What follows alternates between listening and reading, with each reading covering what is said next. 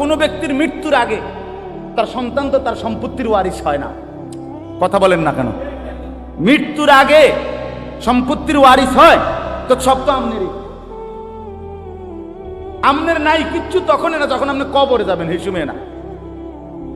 বুঝেন নাই কথা? আপনি জীবিত থাকাকালীন তো আপনারই সব এগুলো। এই বাড়ি আপনারই, এই ঘর আপনারই, এই সম্পদ আপনারই সব এগুলো।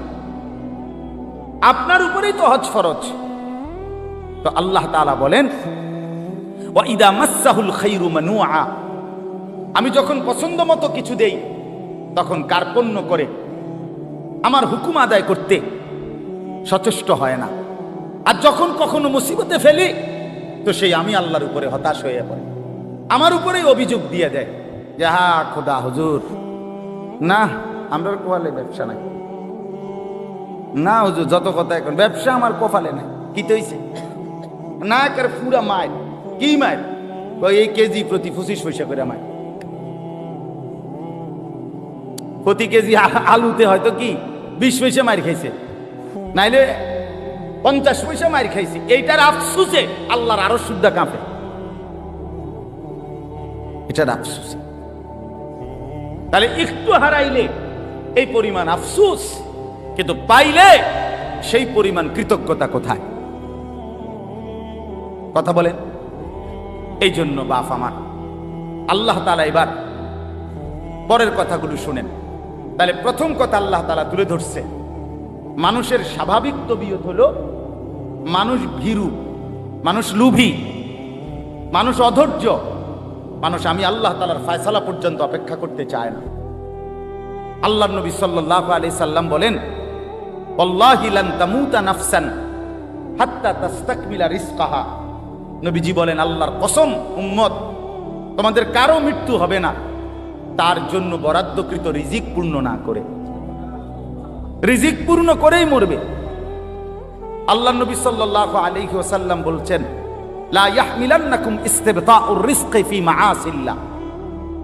নবীজি বলেন, শুনো উম্মত, আল্লাহর দেওয়া রিজিক, আল্লাহর দেওয়া বরাদ্দ তোমার কাছে আসতে দেরি হচ্ছে এই কথা মনে করে তুমি আল্লাহর নাফরমানিতে লিপ্ত হইও না। আল্লাহ কোন দিন দিব এত ভরসা, আরে এতদিন বইয়ে থাকার টাইম আমার নাই। তাহলে এই কথা রাসূলুল্লাহ সাল্লাল্লাহু আলাইহি সাল্লাম বলেন যে তুমি আল্লাহর উপরে ভরসা সরাইয়া সুদের উপরে, ঘুষের উপরে, মিথ্যার উপরে, কিস্তির উপরে, হারামের উপরে কেমনে আস্থা নিলা? কি পরিমাণ মুসলমান আমাদের মধ্যে এই হারামের সাথে সম্পৃক্ত? বলে বয়স্ক মানুষ, বুঝমান মানুষ প্রকাশ্যে বুঝে এটা হারাম, এর পরেও নিজের জীবনের সাথে এটা মিশায় নিছে। কোরআনুল কারীমের সূরা বাকারার মধ্যে আছে, কোন ব্যক্তিকে জিনে ধরলে, ভূতে ধরলে যেরকম সে এলোমেলো কথা বলে, আউলা জাউলা কথা বলে, চোখ টোক বিভিন্ন দিকে ঘুরায়, মাথা মুতা লাড়ে, কসম আল্লাহর কোরআনে আছে, আল্লাহ তাআলা বলেন সুদখোর কিয়ামতের দিন এইভাবে মাতালগ্রস্ত, জিনে ধরুই না ভূতে ধরুই না মানুষের মতো দাঁড়ায়। আল্লাযীনা ইয়াকুলুনার রিবা লা ইয়াকুমুনা ইল্লা কামা ইয়াকুমুল্লাযী ইয়াতাখাব্বাতুহু আশ-শাইতানু মিনাল মাস।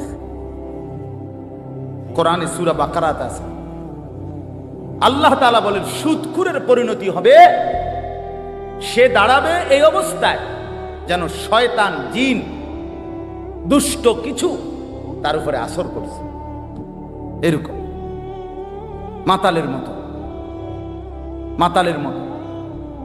এজন্য দয়া করে এটা বুঝতে শিখেন। প্রসঙ্গক্রমে বললাম এটা ভাবতে শিখেন। কেন আপনি হারাম রোজগার করবেন? কেন আপনি হারামের রাস্তায় যাবেন?